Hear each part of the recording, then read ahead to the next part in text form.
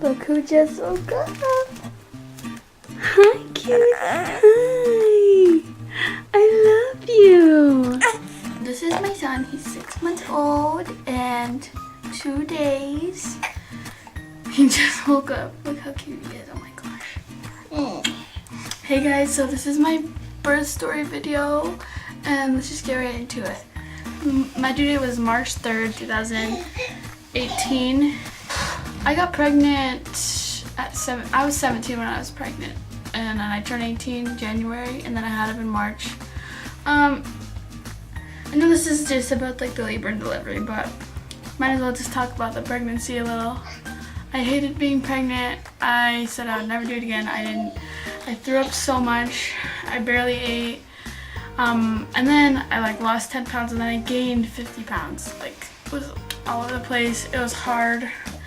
We lived together when I was pregnant, and then we split, stopped living together once I was like 37 weeks pregnant, which is bad timing, but I mean, it all worked out. So at 1 in the morning on March 4th, I started contractions, and I've had Braxton Hicks, which are like fake contractions. People say that your stomach would tighten. Mine never felt tight. It felt loose. I mean, it always felt tight, but like I could still push on it and it wasn't like tightening a ton, so I didn't know what it was. I thought it was just back pain.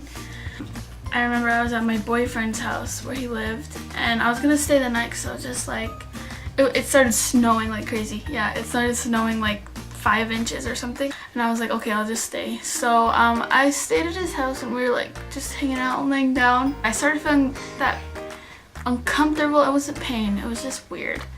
And then I kept going to the bathroom because I'm like, oh my gosh, I have to go to the bathroom. And it was a pain, like my stomach was in pressure and I needed to like relieve it.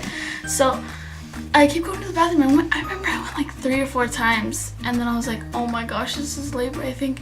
And he was asleep, and I woke him up and I was like, hey, I'm in labor. And he's like, it's okay. And I was like, I'm in labor, like for real. And he's like, oh really? We went outside and oh my gosh, it started to get worse. And I remember the car ride.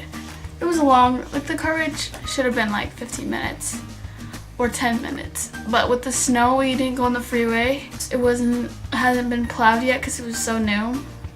So we had to go the back roads, and oh my gosh, he had to drive slowly, and he wasn't that good at driving in the snow. I mean, who is with that much and that much slush?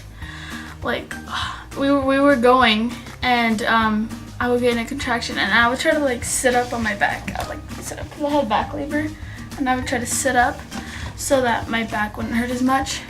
Oh my gosh, it's hurt. I mean, I'm saying it hurt, right? But I mean, it wasn't as bad at that point. It wasn't that bad. And it hurt a lot because you had to hold it in, and the car was bumping your body around, and you could feel every little rock or every little clump of snow under the wheel. Like, you could feel everything. So we got to where I was like staying, and we went into the room and we started to watch a show.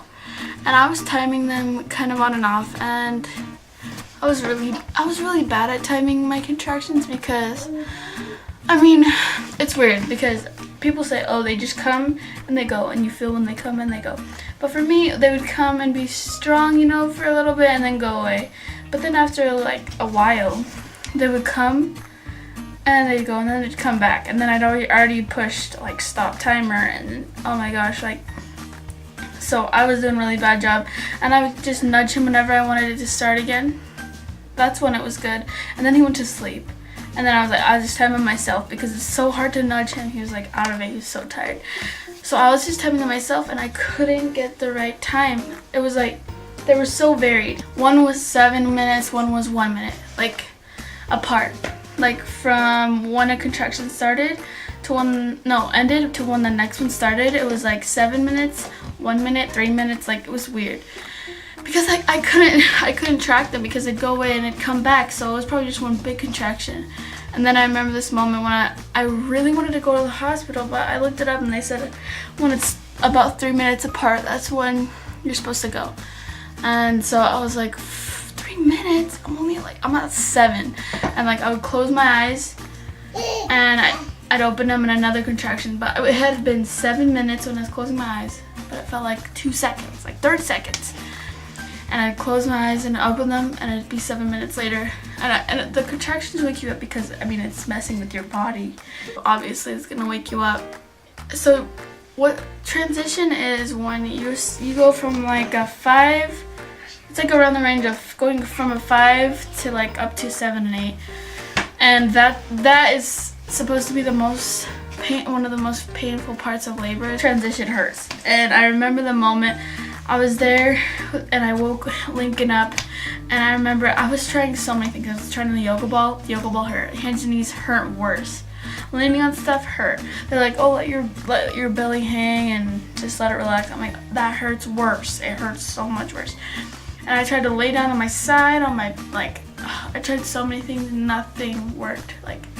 And I remember Lincoln's sister, she had a baby a month before I did. And I was like, oh my gosh. And she was like, yeah, that's why I got the epidural. And I was like on the floor on my hands and knees. Like, I had all my clothes on and everything. But I was just like, oh my gosh, like this is so intense. So I wake him up and I'm in transition. I'm like pulling on him because I'm like, oh my gosh, I don't know what to do. And then he looks up the phone and he's like, they're 1 minute apart. And I was like, I don't know, like I can't time them right. And he's like, well, let's go to the hospital. And I was like, I don't want to go and then have to drive in the car. And then if they send us back, I don't want to be in the car anymore. I just want to be there, you know, because you know how I've heard on different things I've watched, they can send them back. And I did not want to get sent back. And so I was waiting till like the last second to go to the hospital. So I go to the hospital, they put me in this room. And that's basically the room where they check how far along and if you should get a room. A delivery room. And so when I was in there, they put me, I remember they gave me the gown and I just started taking my clothes off because I was so ready. I was just like, get this off, like get this baby out of me. So I take it off and then she tells me to lay in the bed, and oh my gosh, like I had to lay in the bed and you have to stay still, and they put these monitors on your stomach, and I was like, oh my gosh, are you serious? I have to lay still? But I mean, it was bad in the moment, but really, it was a blessing in disguise, and I'll tell you why in a little bit. So I was there, she checked me, and then she checks me, and I remember she went out of the room and I could hear, she was like, she's really far along. I was like, oh, I'm really far along, like, that could be like a 5, that could be like a 9, like what, I don't even know, like really far along, like, because some people go to the hospital and they're like 2, I'm like, what? So she comes back in and I was like, so what am I? And she's like, you're an 8 centimeters. I'm like, what? And this is like 9 o'clock. And I started contractions like 8 hours before. So it's like a centimeter an hour. That's really good.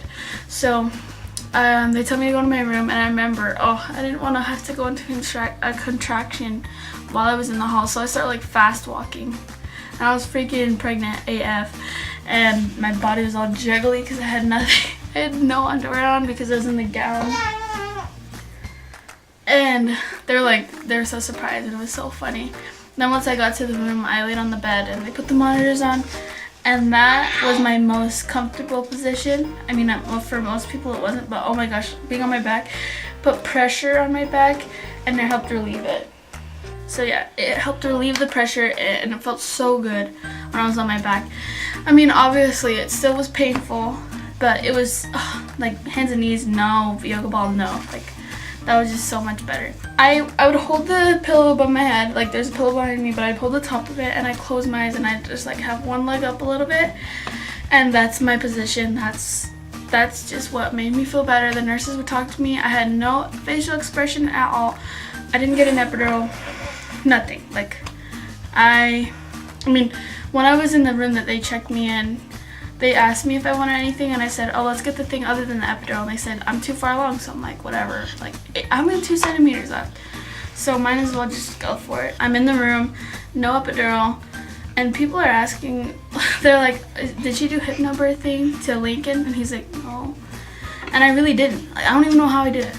I was just so in the zone. Like, Laborland, I was in that. I was totally in Laborland. And it felt so good. Like, obviously it was painful, but it was the best ever. And I totally loved my labor. Like, I would do it again anytime, but I don't want to be pregnant again though. Heck no. I'm laying there and I'm going through the pain. I just tell myself it's intense, and I was thinking about other stuff. Like, I was thinking about how this friend of ours, like, his girlfriend used to hit on Lincoln, and I was thinking about how he got with this other girl. Like, it was so weird, and I wasn't even thinking about labor. I was thinking about other stuff, and I was telling my mom about that because she's had 5 kids without an epidural, and she was like, what? Like, because every time she's focused so hard on it, and I feel like that's why it didn't hurt as bad, because I wasn't focusing on my body, the pain. I wasn't clenching myself. Like, if you try to fight the pain, it hurts way worse. I'm telling you, don't fight it. Just let it happen and breathe through it. That's what I did. And so, yeah, I was so far along. And I remember my water hadn't broke that whole time. Your water doesn't have to break for you to go in labor. Lots of people think that it does, but it doesn't. I remember the urge to push. And when you feel the urge to push, you want to push. And it feels good to push, honestly. So I was pushing, and it was like my body was just totally wanting to push, like so hard, and I was just ready to have Koa. Like, I was ready to meet this little boy, like, in 2 seconds. I could feel, I thought it was his head. I felt down, I thought it was his head, but it was actually my water hadn't broken, it was just bulging. It wasn't even breaking, it was just bulging, and I was like, what the heck? Once they broke it, I was still wanting to push, but they said my cervix would swell if I pushed too long with pushes, and I wasn't about to have that. So I did really little grunts. Like, it wasn't like I was making sounds. Like it was just like push, let go, and push and let go. I was doing that, and that. I mean, it was more uncomfortable to do that, but it was really helping. The doctor wasn't at the hospital, so we were just waiting for the doctor. And she was holding his head, and she was holding it like this. And me, she was holding his little head. And I was like, I think I heard her say that, and I was like, oh my gosh, are you serious? Like, I'm ready to have him right now. So the doctor comes, and I'm still closing my eyes this whole time. I don't even know what's going on. And then I'm so ready to push. Finally, the doctor comes in, they set their stuff up. I didn't see it though, I was just laying there. And they say I'm not breathing enough, so they turn me a little, and they put this mask on me, and I remember I felt like I was dying. I just know how I looked. I looked like I was dying. I had this mask on, I was down. I was like, I think I was sweaty. I don't know, like, I just looked like I was dying. Finally, they tell me to push. I push, and then I let go. And then I wait for the other contraction. And then I push again, and he comes out. Like, it was 2 pushes. That was a surprise. And then he says, oh, you didn't tear at all. I'm like, what the frick, are you serious? Like, I was trying not to tear it. I let my jaw loose, because they say that in order for you not to tear, you have to loosen your jaw. And after I had him, they cleaned him off and stuff. They didn't give him to me right away. I wanted that, but then they didn't, and I was just like, whatever. Because I was just so tired. They gave him to me, and they put him on my chest, and I have a picture. I'll insert that right here. And Lincoln's mom and sisters came in, and they all took pictures, and Cole was just so little, and he was such a good boy. He was just so cute. I remember he was so swollen because he was in there for so long, and I just felt so bad. But he's such a cute boy. Look how big he is. 6 pounds 2 ounces, and now he's like maybe 20 pounds or something. Yeah. I love him. Is he mama? He doesn't know. He has 2 teeth now. The front too. It's so cute. There they are. He was born 6 pounds 2 ounces, 19.5 inches at 12:08 p.m. And he was born super healthy. My baby Koa. Thank you for watching my labor and delivery. I was 18 when I delivered. I was 17 when I was pregnant. I wouldn't take it back for anything. I love him so much. He gives my life so much more meaning.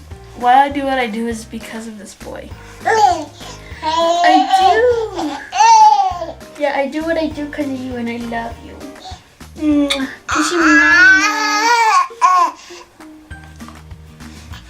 I love him. It's hard being a parent at such a young age, but in reality, everything happens for a reason. The 6 months has been so amazing. What? Are you serious? Oh, he's on his last nerve. Oh. He doesn't even know what no means, but he does it all the time. Okay, bye. Okay, bye.